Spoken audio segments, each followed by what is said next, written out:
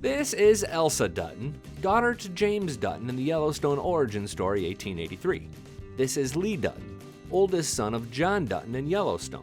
Beyond what's obvious, they share something in common that is straight up freaking Yellowstone fans out, and I say beyond what's obvious because I want to give anyone who's not yet watched a chance to tap out before I spoil it all for you. Okay, I think that's enough time. Both of them die in battle, but it's the way they die that I'm just getting goosebumps over here. A lot of what happened during the final episode of 1883 directly sets up Yellowstone. Recently, fans of both shows learned how the prequel's finale set up what's to come on the modern-day Taylor Sheridan series. This exchange between James Dutton and a crow elder named Spotted Eagle, and in 7 generations, my people will rise up and take it back from you. surely ties to this exchange between Casey Dutton and his wife Monica. I saw the end of us. Because in 7 generations you get to Casey Dutton or his son Tate, depending on whose opinion you hold as gold. The show's creator's opinion. James is John's great-great-great-grandfather. If you disagree, tell me why in the comments section below. We did an entire video on this topic that you'll find in the corner and the description section of this video. It's not today's topic, however. It's still pretty fascinating though, if confusing. I'm Billy Dukes, and there are 3 remarkable things about the way Elsa and Lee died, and I'm going to share them in order of least to most mind-blowing. The first is that both are the oldest sibling. That's kind of a death sentence on these shows. Not only does Elsa die young, and Lee die in his 30s, it's believed that Kevin Costner's John Dutton had an older brother who died. We know this because during a flashback scene to help close season 2, we see his dad, as played by Dabney Coleman, say he misses John's brother. That's a gut punch if I ever heard one. Thumbs up this video if you'd love a Yellowstone origin story series that's set in the 1980s or 90s. We would learn so much about Jamie and Beth and Rip, but also about John and his siblings and his wife. Josh Lucas could come back and star as young John Dutton. I'm so here for this, but I digress. Before we get to the other 2 similarities, I'm going to take a moment to explain who Lee Dutton is and what happened to him. And many of you might know this, and that's fine. There are time codes in the description section of this video if you just want to jump ahead. You can swap me a subscribe for it and I'll be happy. Lee Dutton is played by Dave Annabelle, who has done a lot of television work, but nothing that's really stuck around for more than a season or so. Dave, or Lee, has appeared in only 2 episodes of Yellowstone. Most recently, he was in the season 4 finale as part of Casey's vision on the mountain. Let me in, you fucking child! Look at me! This is your vision! This is your destiny!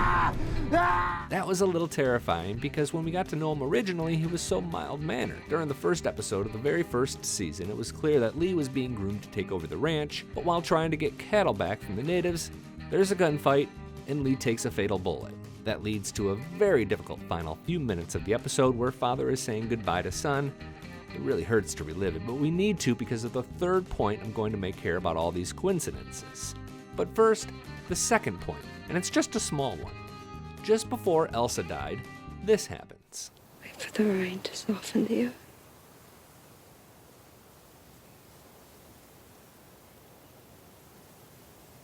I just thought that was so small. And now during the final moments with Lee, birds are always symbols on this show, and this time was no different. In fact, we should have seen her death coming because the episode opened with shots of hawks flying overhead. That's the same as what happened before the landmark attacks that closed season 3 of Yellowstone. Still, we kind of hoped that she'd be saved somehow. If you remember, Elsa took an arrow to the gut in a battle with the natives. She lived for a week or so, but it clipped her liver and the infection ended up taking her life. Right off the bat, you see that her death and Lee's death are not all that different, but wait until you see where each character said their ultimate goodbye. Here's Elsa, leaning against her father, James Dutton, as he leans up against a tree. The bird flutters down, they say goodbye, and that's where she's buried. It's good. It's good. Now, here's Lee, leaning up against his father, John Dutton, as he leans against a tree. The difference fans are going to point out is that Lee is already dead at this point, but the framing and the effect are very, very similar.